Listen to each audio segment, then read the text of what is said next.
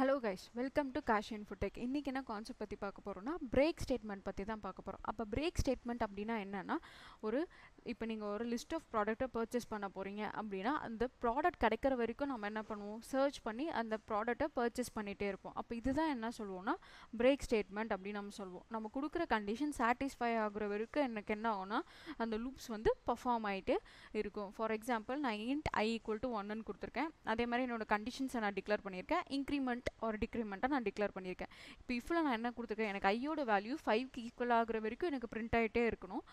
Once எனக்கு equal ஆயிடுச்சு, 5ஓட வேல்யூக்கு ஏற்ற மாதிரி எனக்கு ஈக்குவல் ஆயிடுச்சு அப்படின்னா எனக்கு ஆட்டோமேட்டிக்காக லூப்பை விட்டு வெளியே போகிற மாதிரி என்னோட கண்டிஷன் கொடுத்துருக்கேன். இப்போ நான் அந்த இடத்துல 1 ஈக்குவல் டு 5ன்னு கொடுக்கும்போது அந்த இடத்துல எனக்கு ஃபால்ஸ். அப்போ எனக்கு என்ன ஆகும்னா பிரிண்ட் ஆகும். இதே எல்லா கண்டிஷன்ஸும் முடிஞ்சதுக்கப்புறம் 5 ஈக்குவல் டு 5 இந்த இடத்துல என்னோட கண்டிஷன் சாட்டிஸ்ஃபை ஆனதுமே என்னோட லூப் ஃபார் லூப் வெளியே போயிடும். எனக்கு ரிமைனிங் இருக்க 6, 7, 8 இது எல்லாமே எனக்கு என்ன ஆகாதுன்னா செக் பண்ணாது. என்னோட கண்டிஷன் சாட்டிஸ்ஃபை ஆனதுமே இந்த இடத்துல எனக்கு பிரேக் ஆகிடும். அப்போ இதுக்கு எனக்கு எந்த மாதிரி அவுட்புட் எனக்கு டிக்ளேர் ஆகும் அப்படின்னா 1, 2, 3, 4 வரைக்கும் தான் எனக்கு டிக்ளேர் ஆகும். ரிமைனிங் இருக்க 6, 7 என்னோட கண்டிஷன்ஸ் எல்லாம் என்ன பண்ணாதுன்னா எனக்கு செக் பண்ணாது. ரிமைனிங் இருக்க கான்செப்ட்ஸ் பற்றி அப்கமிங்கில் வர வீடியோஸில் நம்ம பார்க்கலாம்.